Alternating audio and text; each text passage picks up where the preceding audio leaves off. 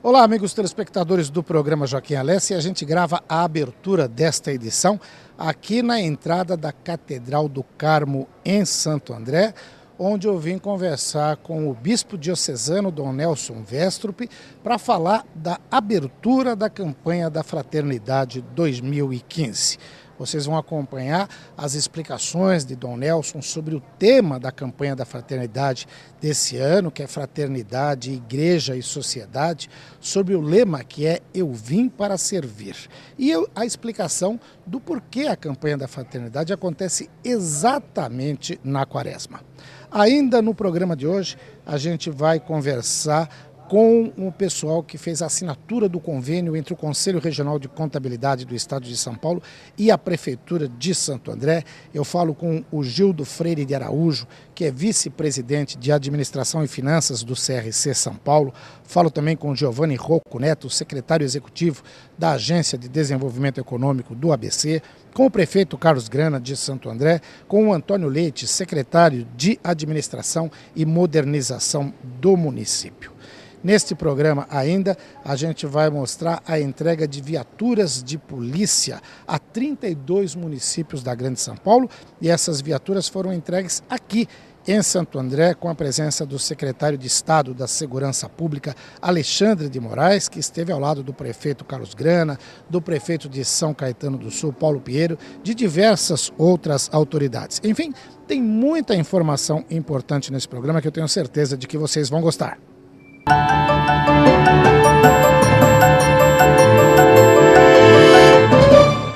Revista começa com R, regionalidade também. Não erre, leia ABCD Real, a realidade da região. Há mais de 7 anos nos principais pontos de leitura do ABCD. ABCD Real.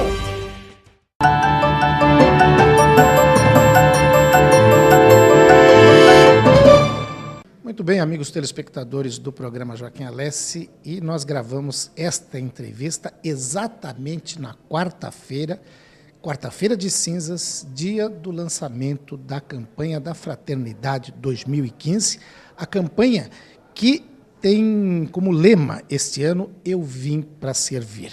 E antes de tudo coloca Fraternidade, Igreja e Sociedade.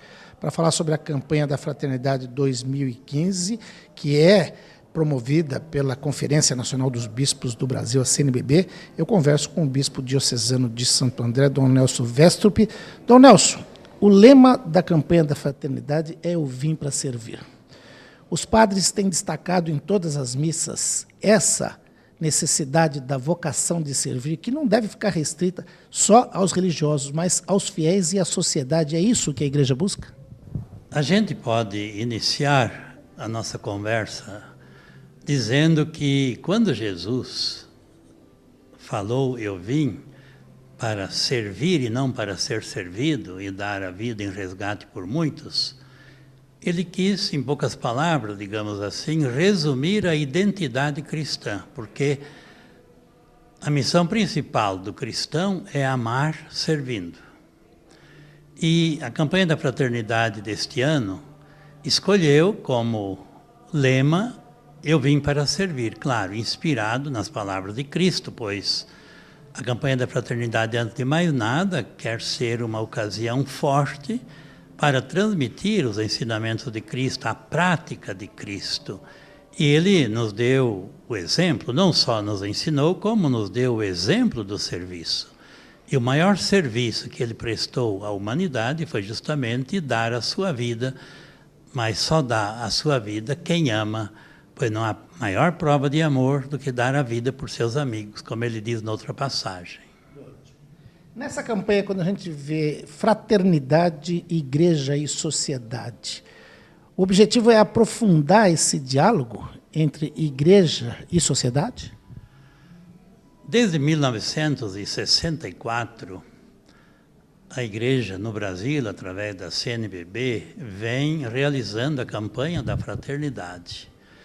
Então, o próprio nome fraternidade é dito, esse conceito é dito todos os anos. Começa, qualquer tema da campanha é sempre fraternidade e alguma coisa, para especificar o objetivo, sobretudo o objetivo geral da campanha da fraternidade. E este ano, fraternidade, igreja e sociedade. À luz do Concílio Vaticano II, a Igreja no Brasil, este ano, a CNBB, quer aprofundar justamente, e sobretudo, 2 documentos do Vaticano II, que estão celebrando 50 anos, como a Lumen Gentium, que fez 50 anos em novembro do ano passado, e a Gaudium et Spes, que são 2 documentos, 2 constituições dogmáticas do Vaticano II, onde aprofunda, digamos assim, esse conceito de igreja e sociedade. E a campanha da fraternidade, aproveitando o jubileu de ouro do Vaticano II, quer que a sociedade tenha um conhecimento, digamos assim, mais completo da missão da igreja, que é no mundo. Quer dizer, a igreja, ela tem a missão primeira de evangelizar, a sua natureza é evangelizar.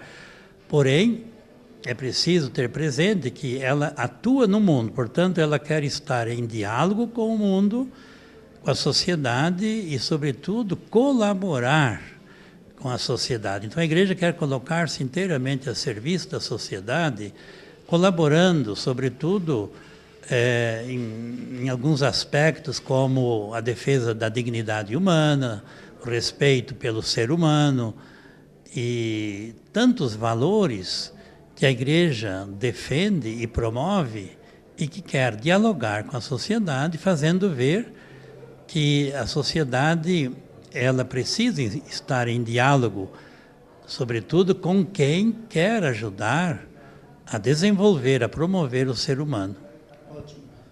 O momento do lançamento da campanha da fraternidade é sempre um momento muito especial, que é o início da Quaresma. São 40 dias em que os cristãos são chamados a refletir até sobre essa entrega da vida que o senhor falou de Jesus Cristo. O que o senhor pode dizer a respeito da Quaresma? A CNBB, a Conferência Nacional dos Bispos do Brasil, escolheu justamente a Quaresma para uma vivência maior da campanha da fraternidade, porque Quaresma e fraternidade vão unidas. É um período forte, a Quaresma, de vivência do Evangelho, em primeiro lugar, e de um aspecto que a Igreja escolhe a ser aprofundado em cada Quaresma através da campanha da fraternidade. Partindo daquilo que a Igreja vive ao longo dos 40 dias da Quaresma, ou seja, como Jesus mesmo apresenta no Evangelho de Mateus, que é lido na quarta-feira de cinzas, onde somos convidados a praticar de modo especial o jejum, a penitência, a esmola, a oração, a caridade, a prática das boas obras, queremos sempre ligar esse aspecto quaresmal com a campanha da fraternidade. Então, são 2 temas que caminham juntos, de mãos dadas, um ajudando o outro na realização dos objetivos, tanto da Quaresma quanto também da campanha da fraternidade. Dom Nelson, muito obrigado por essa entrevista. A gente poderia ficar mais tempo aqui conversando, mas a gente faz uma outra entrevista maior.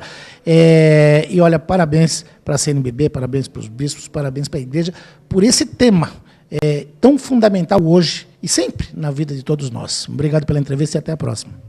Muito bem, então a vocês que nos acompanharam neste bate-papo, desejamos que conheçam cada vez mais o sentido da campanha da fraternidade e procurem também colocar em prática, a começar da própria família, da própria comunidade à qual a gente pertence. Que Deus abençoe a todos.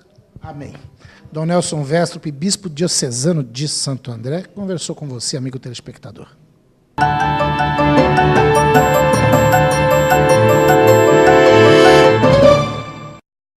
Revista começa com R. Regionalidade também. Não R. Leia ABCD Real, a realidade da região. Há mais de 7 anos nos principais pontos de leitura do ABCD. ABCD Real.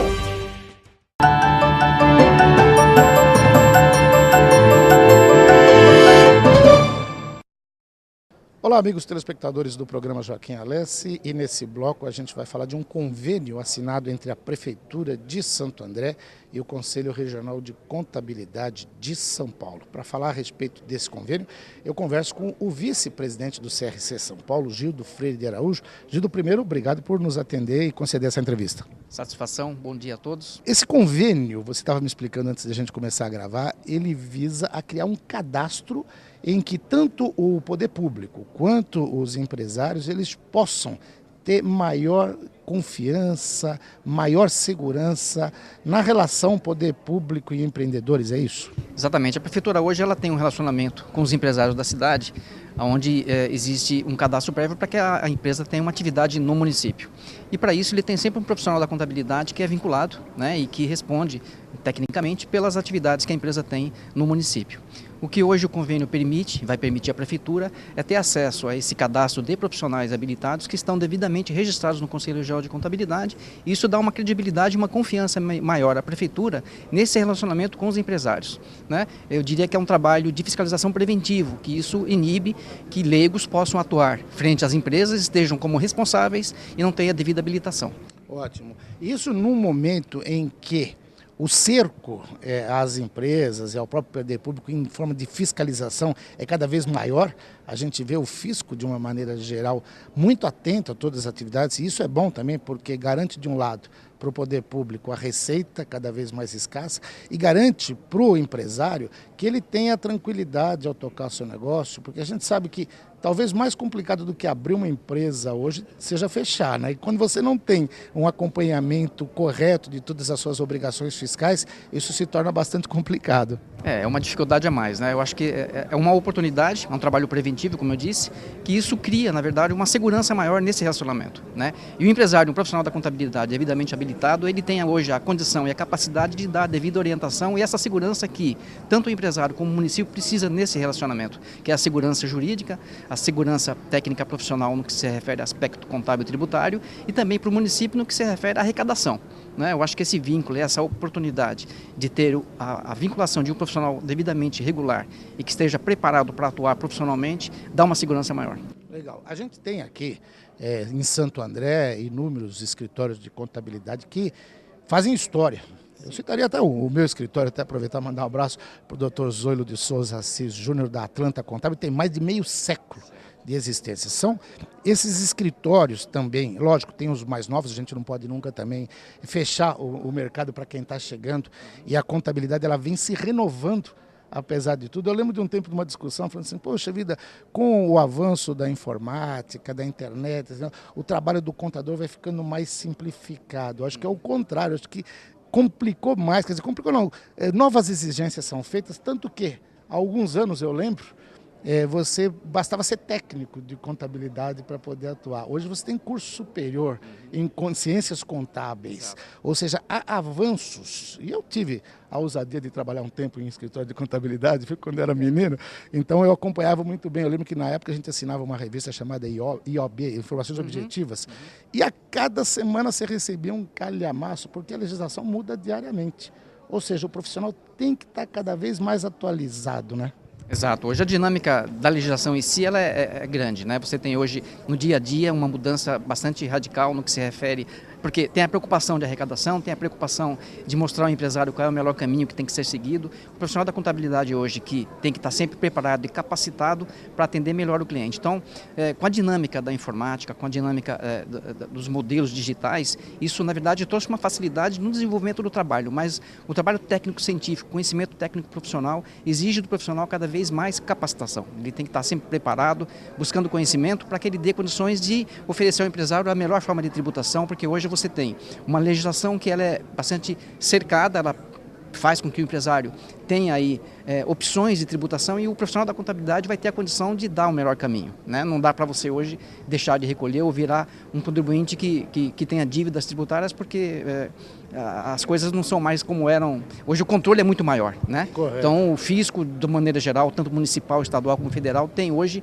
um acesso muito mais imediato às informações. Então o empresário precisa estar muito bem amparado e o profissional bem capacitado para dar essa condição. Legal. E as entidades de contabilistas sempre promovendo, né, cursos de aperfeiçoamento, treinamento, oferecendo essa possibilidade de o pessoal se atualizar, né? Isso, as entidades congraçadas que atuam na área da contabilidade têm essa preocupação e um foco de levar cada vez mais ao profissional essa capacitação. O Conselho Regional de Contabilidade do Estado de São Paulo tem toda uma gama de treinamentos e de desenvolvimento profissional para que o profissional tenha essa condição e que busque cada vez mais estar melhor preparado. Legal. Gildo, obrigado pela entrevista, parabéns pela assinatura do convênio aqui. A gente vai acompanhar essa solenidade. Muito bem, obrigado pela oportunidade.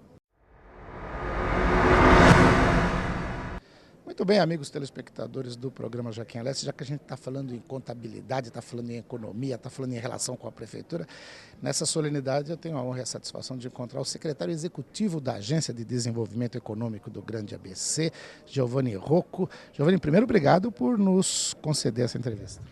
Imagina, Joaquim, a agência e eu estamos sempre à disposição para falar da economia, falar da nossa região. Legal. A gente estava conversando até antes de começar a gravação e eu venho acompanhando há muito tempo o trabalho da agência e falava para você, sem querer jogar confete nem nada, apesar de ser época de carnaval, a gente está muito perto disso, mas a agência, sob a presidência do Rafael Marques, que também é presidente do Sindicato dos Metalúrgicos do ABC, e sob o seu comando na parte executiva, ela teve um salto de qualidade nesses últimos 2 anos aí, principalmente, que merece ser destacado. A gente está às vésperas de um processo de escolha do novo presidente e vocês preparam um balanço. Se você pudesse resumir as principais ações da agência nesse período, o que você diria?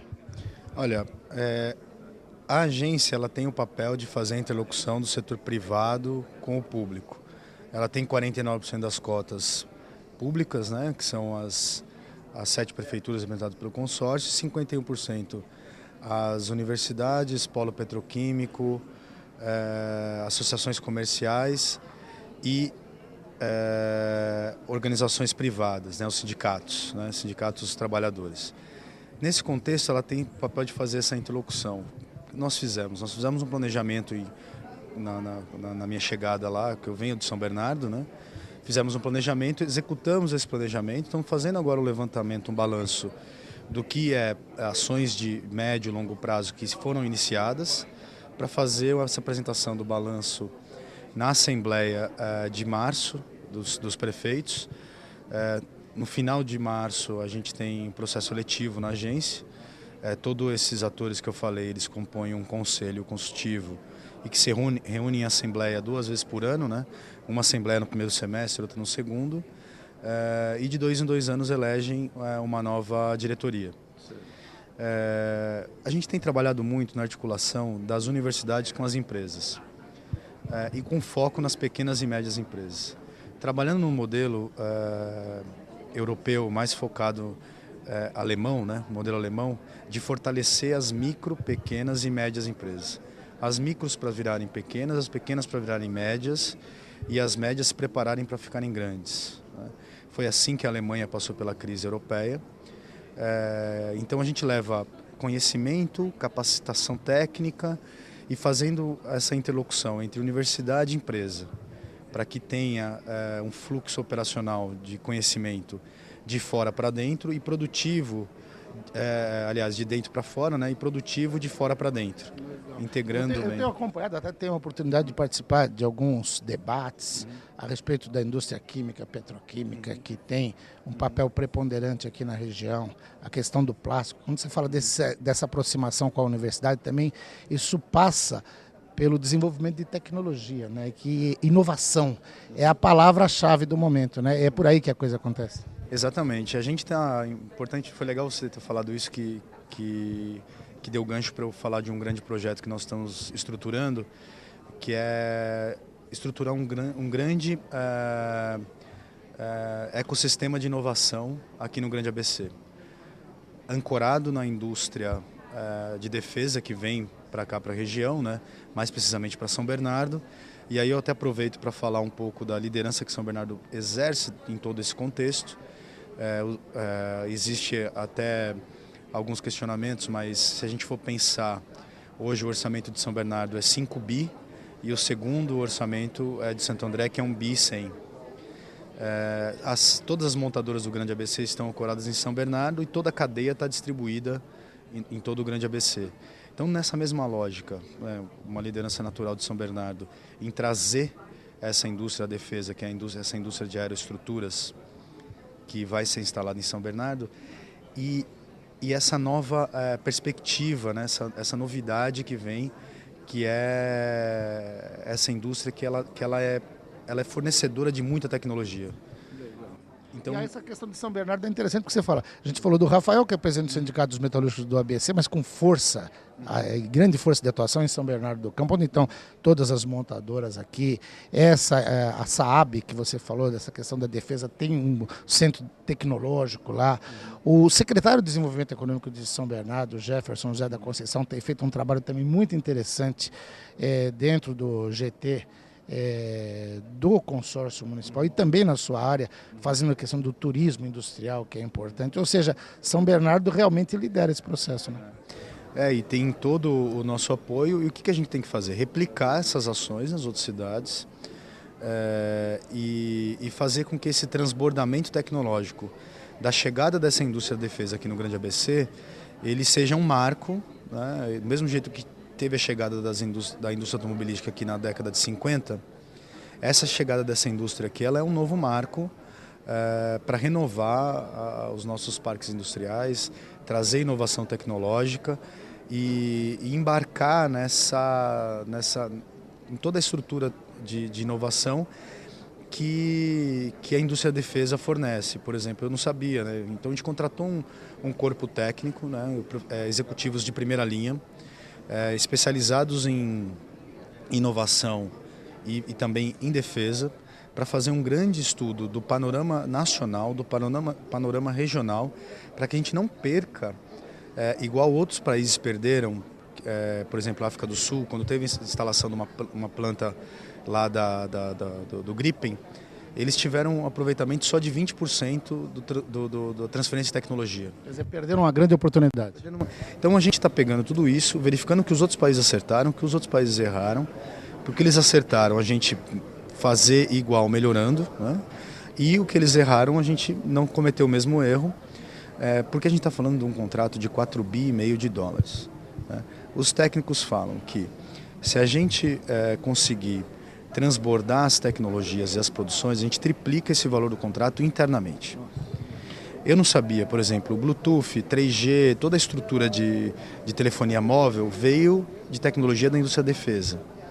Então, novos materiais. Então, como é que a gente integra a universidade, empresas, as cadeias já existentes, você falou da química, né?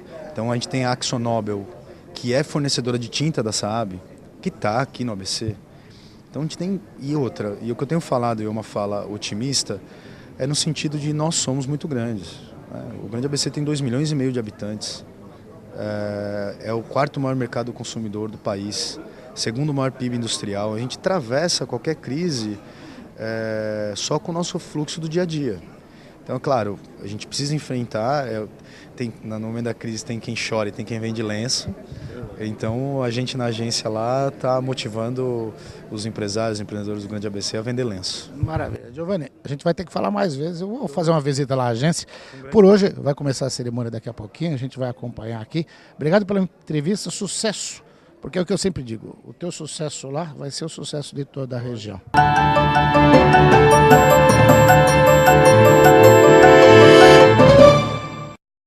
Revista começa com R. Regionalidade também. Não erre. Leia ABCD Real, a realidade da região. Há mais de 7 anos nos principais pontos de leitura do ABCD. ABCD Real.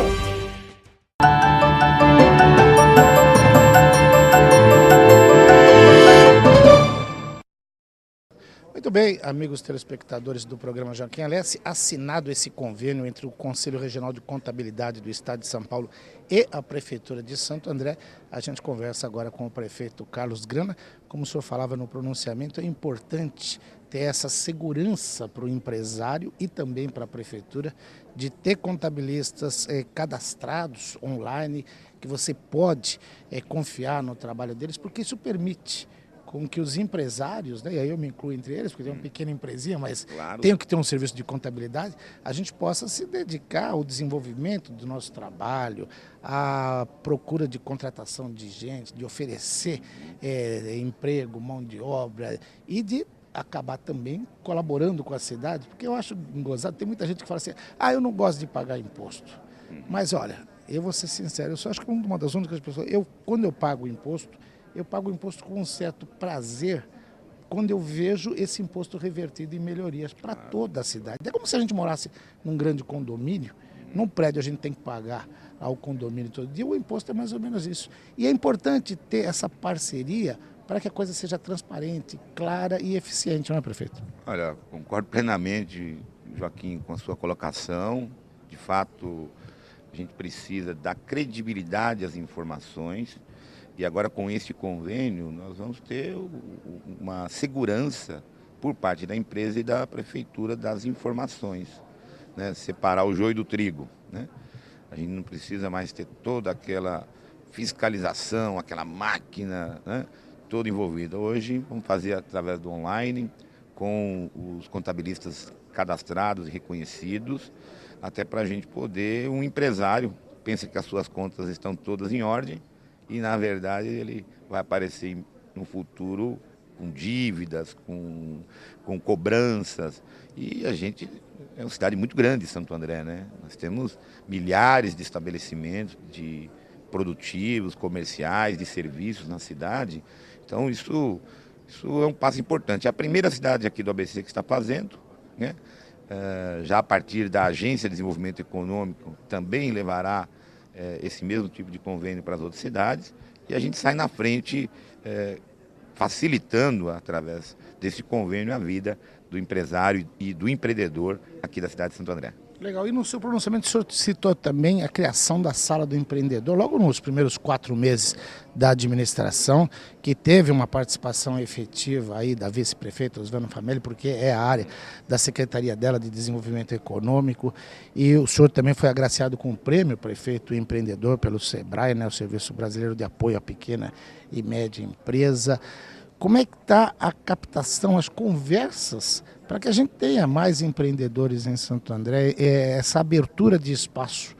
Porque não é fácil hoje conseguir trazer empreendedor. Como é que está esse trabalho? Olha, praticamente ele é mais centralizado com a Secretaria de Desenvolvimento Econômico, através da nossa vice-prefeita, que também é secretária, e o avanço nessa Sala do Empreendedor foi justamente inverter a lógica.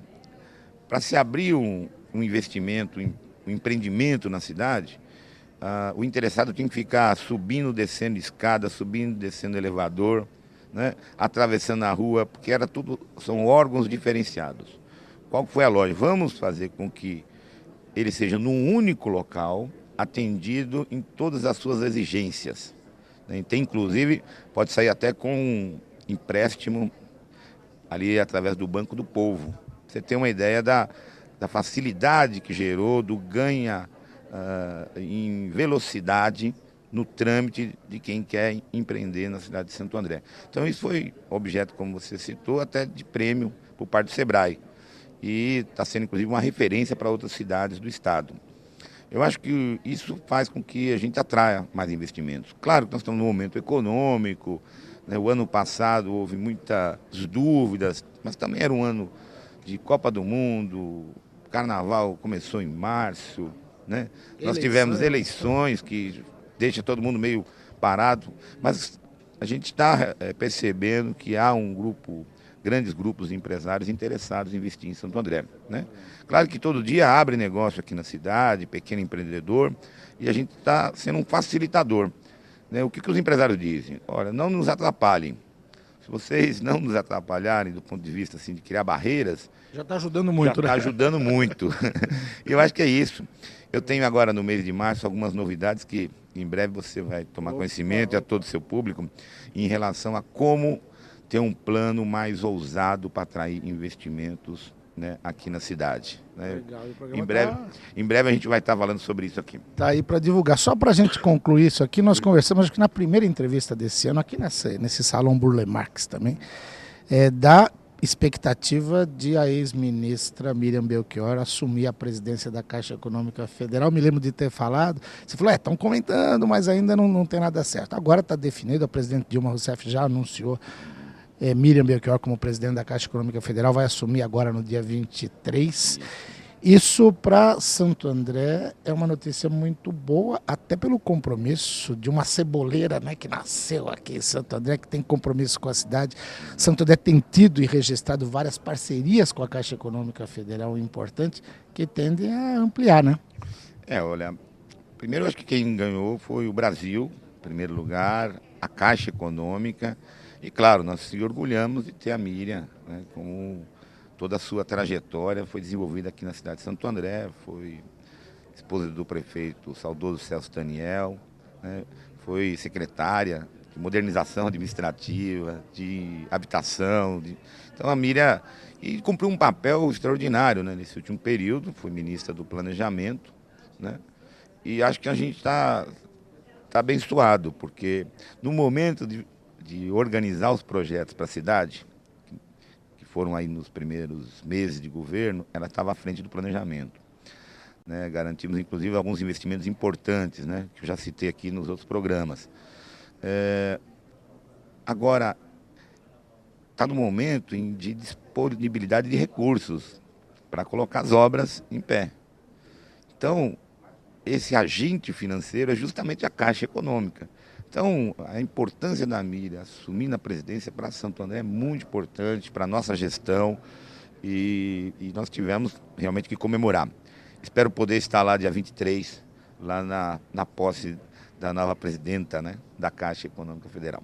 Maravilha. Prefeito, a gente vai falar mais vezes. Obrigado pela entrevista e até a próxima. Só quero mandar um beijão para a Dani, com certeza está nos assistindo agora, ela é sua fã. Opa, Dani bonitinha, um beijo para você também. O prefeito Carlos Grana conversou com você, amigo telespectador do programa Joaquim Alessi. A gente continua por aqui cobrindo essa solenidade de assinatura do convênio da Prefeitura de Santo André com o Conselho Regional de Contabilidade.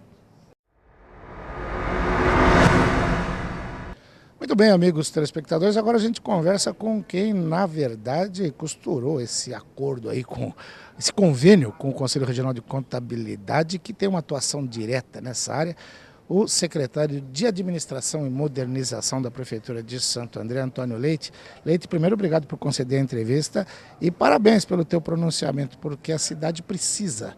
A tua área é modernização e esse convênio de colocar online os profissionais de contabilidade efetivamente cadastrados pelo Conselho Regional, que tem um compromisso com um trabalho sério, é um avanço, é uma modernidade que há muito tempo a cidade precisava, né? Sim, só fazer um reparo, Joaquim. Na realidade, quem coordenou os trabalhos com o CRC, com os contabilistas, foi a secretária Osvana. E nós acompanhamos, ela pediu para a gente acompanhar de perto, porque na realidade toda a área de tecnologia de informática está sob a responsabilidade da Secretaria de Administração e Modernização. Sim. Então nós é que colocamos em ação, em prática, ao desejo deles de passar o cadastro, deles consultarem o cadastro online.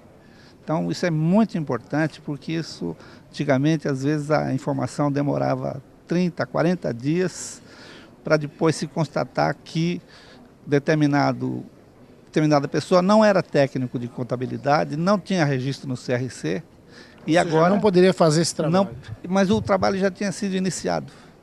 Então hoje não, hoje o CRC, ele sabe online se a pessoa está registrada, cadastrada ou não.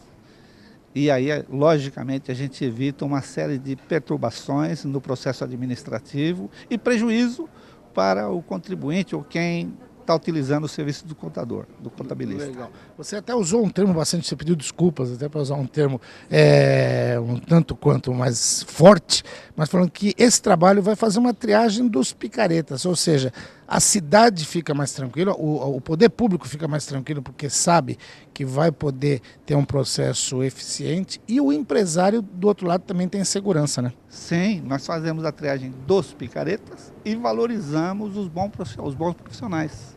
Esse é um dos grandes objetivos, é esse. E, ao mesmo tempo, vai agilizar a consulta dos contabilistas em relação ao cadastro da cidade. Legal.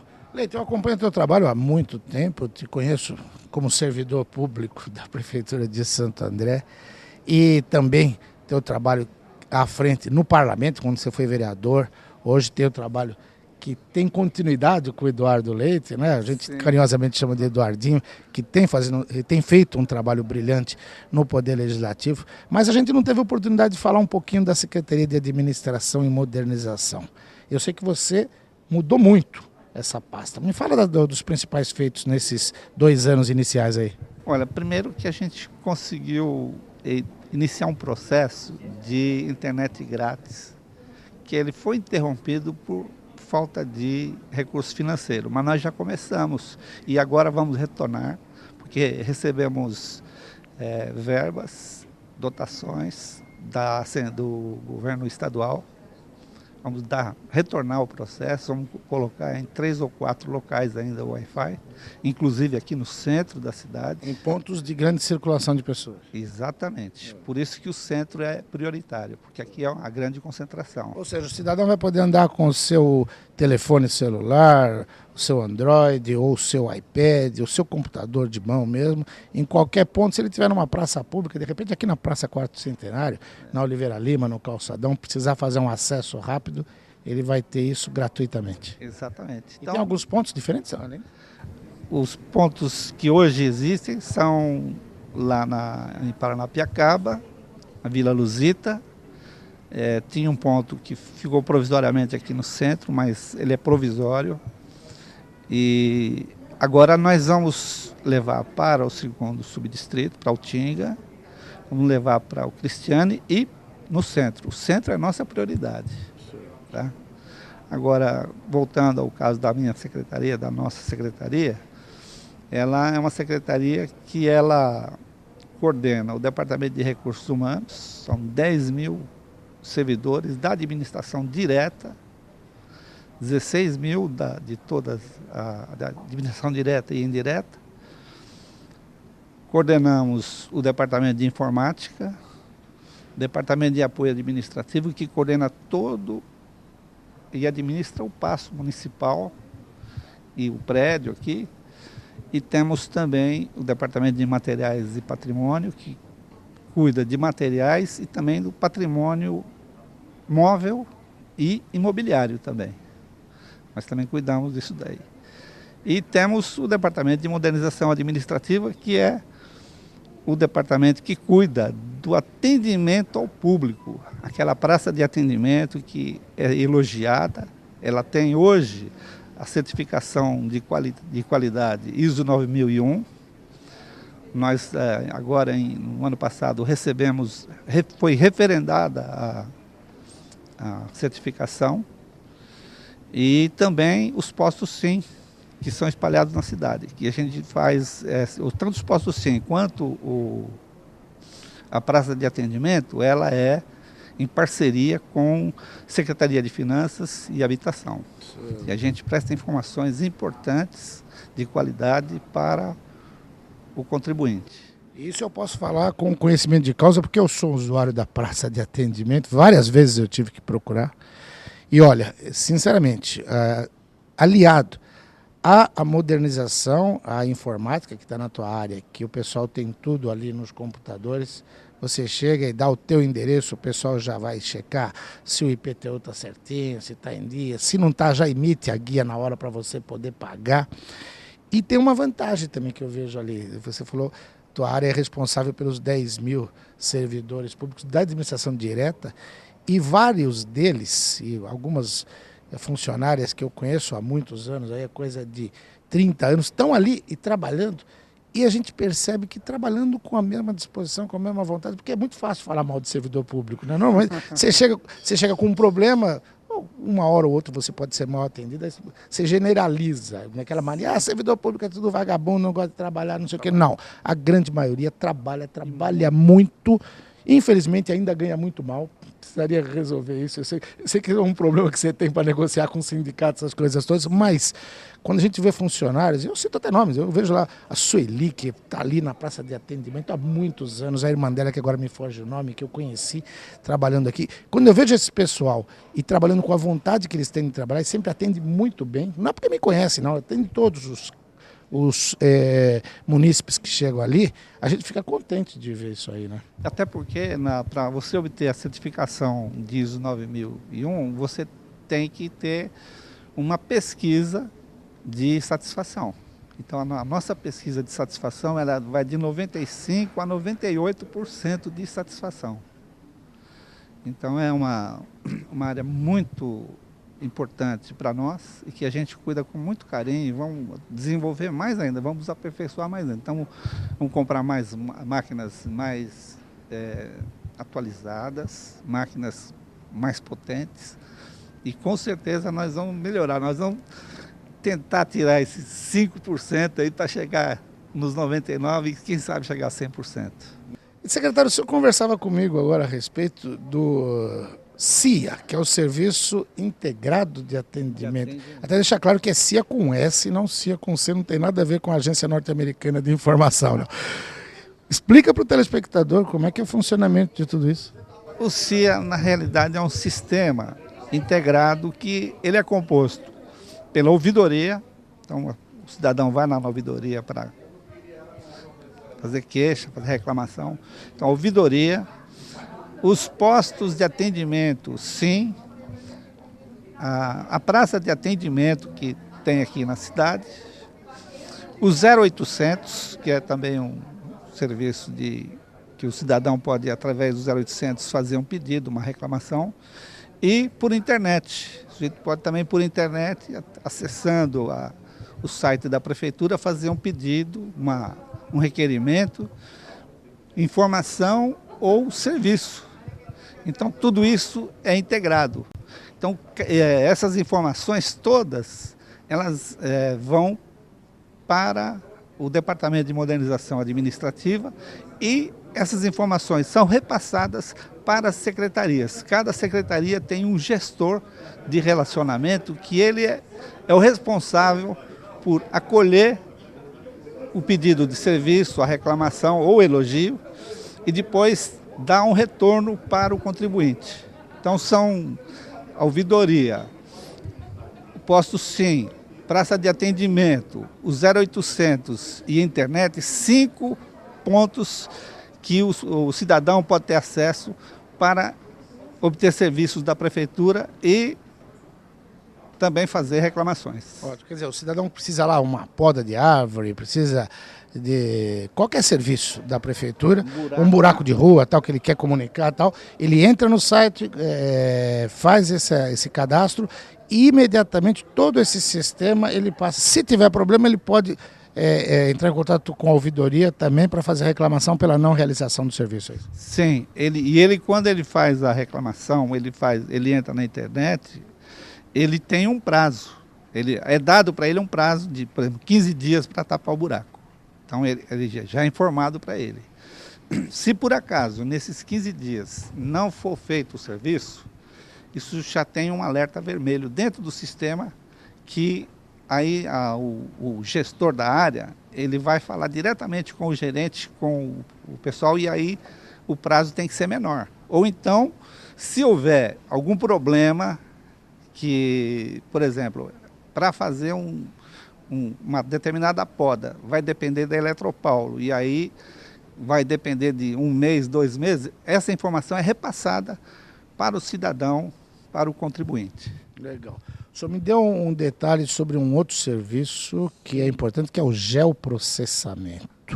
O que é o geoprocessamento em Santo André? O geoprocessamento é o seguinte, as informações que nós temos, que são feitas através de um voo, que a gente contratou, já Agora, recentemente, atualizamos os dados, fizemos a contratação de um voo em que nós temos informações sobre todas as unidades de saúde, todas as escolas, a densidade populacional, e tudo isso, pelo fato de ser um voo, tudo isso vamos dizer assim, registrado e vamos dizer, tenha acesso à vista ideal, perfeita, dá para ter até a vista de uma casa e saber até o tipo, modelo de casa, isso através do geoprocessamento, que é feito em conjunto com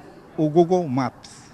Certo. Então, mas esse mapeamento, ele é feito num voo, não é satélite não, não é voo. É voo mesmo. Voo, mas tem também o Google Maps, que aí é o satélite que... Isso. Tá, são as duas coisas, o Google Maps e o voo. No voo ele faz uma fotografia aérea, que a gente chama aí de aerofotogrametria, né? Isso. Que é uma foto ampliada que pega o município todo, é isso? Pega o município todo. Certo. Tá? E aí, essas informações, por exemplo, elas vão auxiliar para a tomada de decisão. Então, vamos dizer o seguinte, a educação quer recebeu lá verbas do governo federal para construir 10 creches. Como ele vai escolher a área? Então ele vai consultar o geoprocessamento e lá vai ter a informação. Aqui tem escola, aqui não tem. Ele vai ver onde tem uma densidade populacional maior e não tem creche naquele local. Então, esse local ele vai construir uma creche. Então, isso vai ajudar na decisão tanto da creche, quanto do serviço de esporte, quanto ao serviço de finanças, por exemplo, para fazer a arrecadação e para fazer a atualização da planta genérica, eles vão precisar do geoprocessamento, tá? Para obter informações sobre a cidade, densidade populacional, as áreas que são mais nobres, vamos dizer assim, em termos de renda. E feito esse mapeamento, eu imagino que também todas as informações, até fiscais, são jogadas e elas são cruzadas dentro desse quadro, que te permite ter, em tempo real, uma radiografia do que está acontecendo na cidade, é isso? Isso foi muito importante, por exemplo, para que a gente fizesse no PAC agora, quando nós fomos fazer as contratações para Minha Casa Minha Vida. Eles utilizavam e utilizam direto o geoprocessamento. É uma ferramenta que eles utilizam todo dia. Legal. Eu lembro de ter, na verdade é bom saber isso e é bom levar isso para o telespectador, que é um avanço constante desse processo. Eu me lembrei agora de uma conversa que eu tive com agora a nova presidente da Caixa Econômica Federal, Miriam Belchior, quando ela, no primeiro governo do Celso Daniel aqui em Santo André, quando ela começou a implantar isso aí. E imagina, o Celso foi eleito em 1988, eu lembro da gente ter conversado sobre isso em 89, 90, e ela já me mostrou um planejamento. Naquela época, ela já tinha, não é à toa que ela virou uma superministra do governo federal e hoje presidente da Caixa Econômica Federal. E é legal saber que esse trabalho vem tendo avanços, né? Que é importante para a cidade isso. Se a cidade vem crescendo, é graças a esse tipo de trabalho contínuo, né? Sim, e acaba sendo uma referência, não só regional, mas até nacional. Muitas administrações nos consultam, vêm fazer visita para conhecer a nossa praça de atendimento, para conhecer o geoprocessamento. Então, as ações administrativas, ações que nós fizemos aqui em remodelar a administração, modernizar, elas são referências no estado de São Paulo e até no Brasil. Maravilha. Secretário, a gente vai falar mais vezes. Obrigado pela entrevista, parabéns pelo seu trabalho lá. Um abraço então, Joaquim. Tudo de bom, tá? Tá ótimo. Antônio Leite, secretário de Administração e Modernização da Prefeitura de Santo André, conversou com você. A gente vai para um rápido intervalo comercial e daqui a pouquinho está de volta. Até já.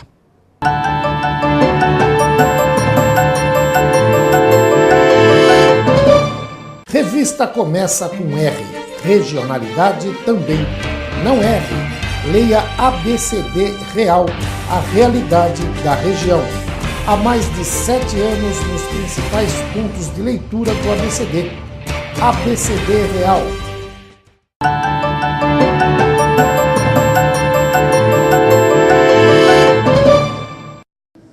Muito bem, como eu disse, agora a gente vai mostrar um trecho da entrevista coletiva do secretário Alexandre de Moraes, secretário de Segurança Pública do Estado de São Paulo. Porque Santo André sediou na manhã de sexta-feira 13 a entrega de 104 viaturas para reforçar os trabalhos de unidades da Polícia Civil em 32 municípios da Grande São Paulo. Desse total, 11 serão entregues e integradas à frota que atende Santo André por meio da Delegacia Seccional da Polícia Civil. Participaram da cerimônia o prefeito Carlos Grana, o secretário de Segurança Pública Alexandre de Moraes e o delegado-geral da Polícia Civil e o chefe Abul Chaim, entre outras autoridades. O prefeito Carlos Grana, que você vai ver nas imagens ao lado do secretário Alexandre de Moraes, enquanto ele concede entrevista coletiva, disse estar honrado em sediar a entrega dessas viaturas que irão reforçar o trabalho da Polícia Civil. E destacou que a política de segurança tem de contar com a colaboração dos prefeitos e esse trabalho conjunto tem caracterizado a ação de seu governo na região. Ele também afirmou que o desafio é grande e pesquisas recentes revelam que em Santo André a segurança é a maior preocupação da população. Segundo o secretário de Segurança Pública do Estado, o ato de entrega das viaturas foi antecipado para que as unidades já estivessem em uso durante o Carnaval. Um dos principais objetivos, segundo ele, é combater as ações do tráfico de drogas. A Polícia Civil de São Caetano também recebeu 3 viaturas que reforçarão o trabalho e o patrulhamento da cidade e elas atenderão a delegacia sede no centro, o 1º distrito policial no bairro Fundação e o 2º DP no bairro Santa Maria. O prefeito Paulo Pinheiro destacou a grande utilidade das novas viaturas, disse que é um serviço importante, um reforço importante à frota da Polícia Civil, que tanto tem se empenhado no combate à criminalidade em São Caetano. O chefe do Executivo esteve acompanhado do secretário municipal de Segurança, Marco Antônio Alves Barreiras, e do comandante da Guarda Civil Municipal, Douglas Bispo da Silva. Nós acompanhamos a entrevista coletiva do secretário de Segurança Pública e mostramos alguns trechos. Vamos conferir. É para a região do Grande ABC, sendo 11 especificamente para a cidade de Santo André, completando o primeiro lote das mais de 700 viaturas que vamos entregar, quase 350 viaturas foram entregues desde sábado até hoje, numa antecipação que pedimos à Delegacia Geral, para poder que essas viaturas já fossem utilizadas no Carnaval para reforçar a investigação, para reforçar o trabalho da Polícia Civil no Carnaval. Esse trabalho que também, esse ano, antecipamos em 10 dias, principalmente em relação às estradas, tanto da Polícia Militar quanto da Polícia Civil, para o combate ao tráfico de drogas, as drogas chegando às grandes cidades para o Carnaval. Nós tivemos só nesses 4 dias, segunda, terça, quarta e ontem, tivemos a apreensão de mais de 3 toneladas de maconha, mais de 500 quilos de cocaína, 11 mil frascos de lança-perfume, uma série de comprimidos de êxtase e outras drogas sintéticas, para anteciparmos a necessidade que vai ser realizada, mas a necessidade daquele corpo a corpo, nos blocos, no pequeno traficante. E com isso, demos um golpe importante no abastecimento de drogas de São Paulo e toda a região. Só na apreensão de ontem, 1 tonelada e 700 quilos de maconha em Guarulhos, que iria servir Guarulhos e toda a região durante o Carnaval. A par disso, também estamos com mais de 3.800 homens na Operação Direção Segura e o policiamento reforçado a partir de hoje em todas as estradas, tanto para o litoral quanto para o interior, com um policiamento específico de motocicletas, para evitar qualquer problema ao motorista, aquele que está deixando São Paulo, deixando a sua cidade para se divertir, para descansar no Carnaval. Então as motocicletas fazem um policiamento diferenciado no caso de congestionamento, com apoio aéreo, com os helicópteros da Polícia Militar e da Polícia Civil. Quais foram essas circunstâncias em relação a essa apreensão de drogas em Guarulhos? Quais foram, perdão? Quais foram as circunstâncias? Como é que foi essa apreensão de drogas? Essa apreensão estava sendo feita já há 15 dias, uma investigação em relação a alguns canais de tráfico, algumas rotas de tráfico, principalmente as rotas que vêm do Paraguai, e aqui demonstra, principalmente essa apreensão, a necessidade que nós reiteradamente temos pedido, e o governador Geraldo Alckmin também vem pedindo, de fortalecimento do governo federal nas nossas fronteiras.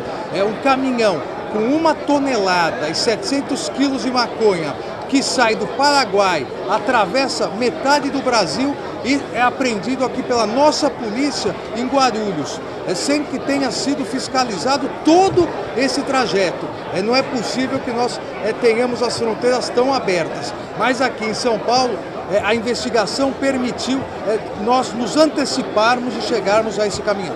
Secretário, por gentileza. Com essa intensificação dos blocos de rua aqui em São Paulo, porque antigamente era tudo no litoral, a polícia militar é um plano para tentar evitar tumultos e problemas aqui na região metropolitana. Sim, tanto a Operação Direção Segura quanto a operação relacionada ao policiamento ostensivo no Carnaval são diferenciados para o litoral interior e para a capital, principalmente pelo aumento de blocos de carnaval, pelo aumento de pessoas que ficam em São Paulo em aglomerados, tanto a questão de bafômetros, a questão da fiscalização de pessoas que bebem e depois dirigem, quanto o policiamento ostensivo. Secretário, por gentileza, em relação ao que ocorreu na Vila Madalena, a reportagem esteve lá, e das 5 às 7 horas não verificou nenhum carro de polícia, acompanhou os moradores telefonando para a polícia não foi coibir um pancadão e não os deixavam dormir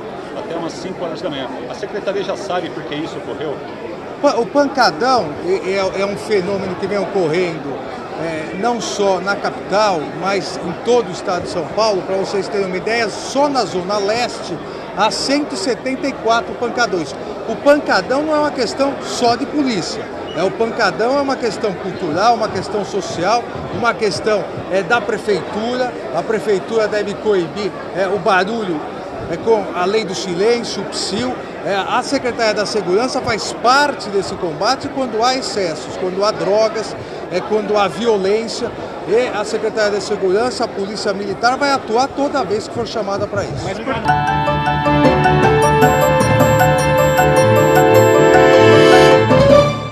Revista começa com R. Regionalidade também. Não erre.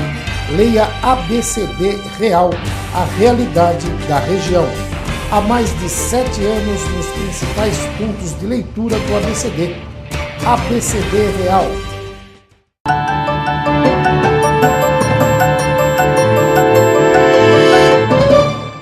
Muito bem, amigos telespectadores do programa Joaquim Alessi, eu tenho certeza de que vocês aproveitaram cada entrevista, cada informação, cada bloco de notícias trazidas na edição de hoje. Por isso, eu conto com a sua audiência no próximo programa. Até lá!